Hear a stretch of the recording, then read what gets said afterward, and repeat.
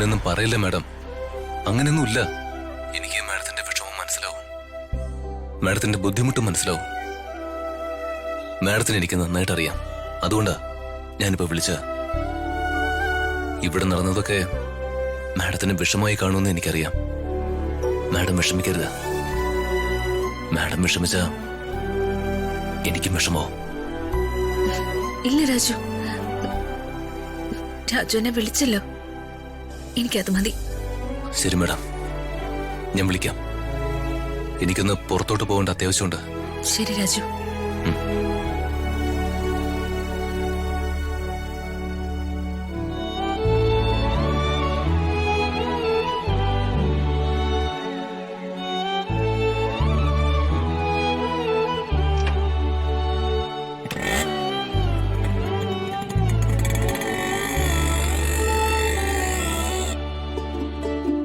പ്രിയ ചേച്ചിയുടെയും ജയൻ ചേട്ടന്റെയും മാറ്റം എന്നെ വല്ലാതെ വിഷമിപ്പിച്ചു. പക്ഷെ രാജു എന്നെ വിളിച്ചല്ലോ, എനിക്ക് സമാധാനായി.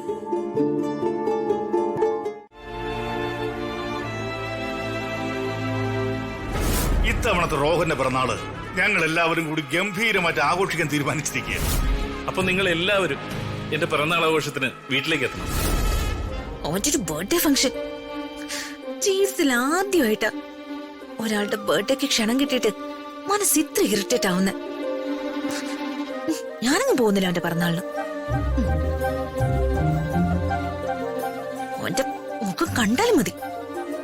ആട്ടിൻകുട്ടിയുടെ തോലിട്ട ഒരു ചെന്നായി അവൻ.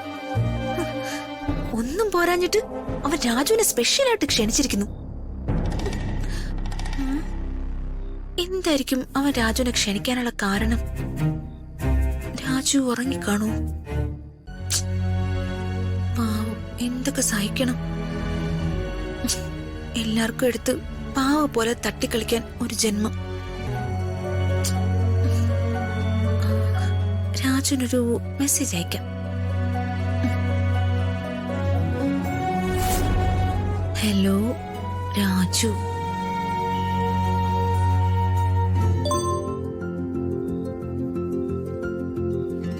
ഋതിക മാഡം ആണല്ലോ. മാഡം ഇതുവരെ ഉറങ്ങിയില്ലേ?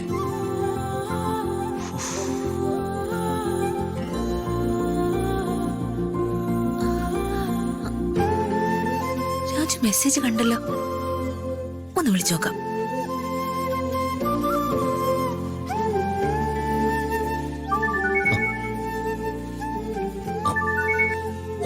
ഹലോ മാഡം, മാഡം ഉറങ്ങിയില്ലേ? എങ്ങനെ ഉറങ്ങാനോ രാജു? മനസ്സിനൊരു സമാധാനം വേണ്ടേ?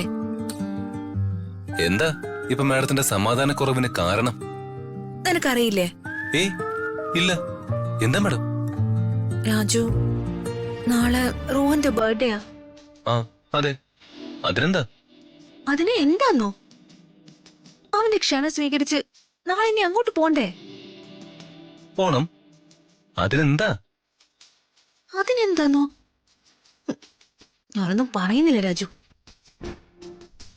നിനക്കെല്ലാം അറിയാം, എങ്കിലും ഒന്നും അറിയാത്തതുപോലെ അഭിനയിക്കുന്നതാ എനിക്ക് സഹിക്കാനാവാത്ത കാര്യം. മാഡം, ക്ഷണം സ്വീകരിച്ച് നമ്മൾ എന്തായാലും പോയില്ലേ പറ്റൂ. അപ്പോ രാജു നാളെ വരുന്നുണ്ടോ? ആ, റോഹൻ സാർ എന്നെയും പ്രത്യേകം ക്ഷണിച്ചതല്ലേ, വരാതെ പറ്റില്ലല്ലോ. ആ, നീ വരുന്നുണ്ടെങ്കിൽ എനിക്ക് okay Raju. Okay, good night. Thank you. Madam, madam cut ചെയ്തോ? രാജു നാളെ വരുന്നുണ്ടെങ്കിൽ എനിക്ക് എന്ത് പ്രശ്നം ഉണ്ടായാലും അവൻ നോക്കിക്കോളും. അത് മതി. ദൈവമേ, എന്നെ ആ കുറുക്കൻ റോഹന്റെ കയ്യിൽ നിന്ന് രക്ഷപ്പെടുത്തണേ. അന്ന് അവന്റെ കാറിൽ വെച്ച സാധനം അമ്മാവന്റെ കാറിൽ വന്നപ്പോഴേ ഞാൻ അവനെ ഒതുക്കേണ്ടതായിരുന്നു. സാധനം എടുത്ത് അമ്മാവന്റെ കാറിൽ വെച്ചിട്ട് അവൻ അമ്മാവനെ രക്ഷിച്ച് അമ്മാവന്റെ മുന്നിൽ അവൻ സൂപ്പർ ഹീറോ ആയി. ദിവ്യ ഒതുക്കാൻ കഴിഞ്ഞതുപോലെ റോഹനെ ഒതുക്കാൻ നമുക്ക് എന്താമേ സാധിക്കാത്തെ? റോഹനെ ഒതുക്കാനുള്ള സമയവും സന്ദർഭവും നമുക്കിതുവരെ കിട്ടാത്തതുകൊണ്ട് അംബികയുടെ കണ്ണില് അങ്ങനെ റോഹനെ ഒതുക്കാൻ ഒരു അവസരം ഉണ്ടായ പിന്നെ ആ ചെക്കൻ ഈ പടി കടന്നു വരില്ല. പ്രതാപനെ കൊണ്ട് തന്നെ ഞാൻ അവന്റെ കരണ തടിപ്പിക്കും. നീ നോക്കിക്കോ. ഇനി എന്ന് ദേ അമ്മേ, എന്തെങ്കിലും ചെയ്യാൻ അമ്മയ്ക്ക് ഉദ്ദേശം ഉണ്ടെങ്കിൽ അമ്മ എന്നെ ഓർത്ത് അതൊന്ന് നേരത്തെ ആക്കൂ.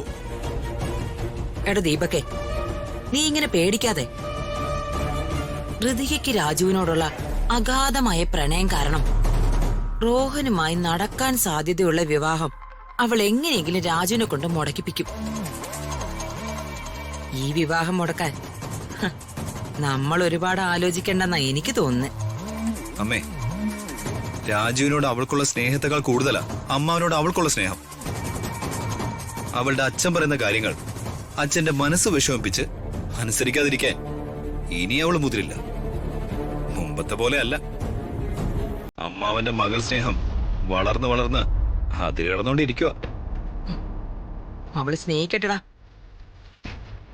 ഇതുപോലെ വർഷങ്ങള് അവൻ ആരാധിച്ച് സ്നേഹിച്ച് മനസ്സിൽ കൊണ്ടു നടന്ന പത്മാവതിയെ ഇനി ഒരിക്കലും അവൻ സ്നേഹിക്കാത്ത വണ്ണം വെറുപ്പിച്ചിട്ട് അവളുടെ പേര് കേൾക്കുന്നത് പോലും പ്രതാപനെ ഭ്രാന്ത് പിടിപ്പിക്കുന്ന അവസ്ഥയിലാക്കിയതാരാ?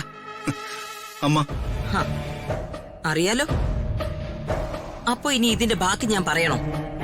വേണ്ടമ്മേ. പക്ഷേ റോഹന്റെ കാര്യം, അവന്റെ ബർത്ത്ഡേ പാർട്ടിക്ക് എല്ലാവരും ഇപ്പൊ അങ്ങോട്ട് കെട്ടിയെടുക്കുക. ഞാൻ ആലോചിച്ചിട്ടാണെങ്കിൽ അവന്റെ ബർത്ത്ഡേ ഫംഗ്ഷൻ കൊളാക്കാൻ ഒരു വഴിയും തലയിൽ അങ്ങോട്ട് തെളിഞ്ഞു വരുന്നില്ല.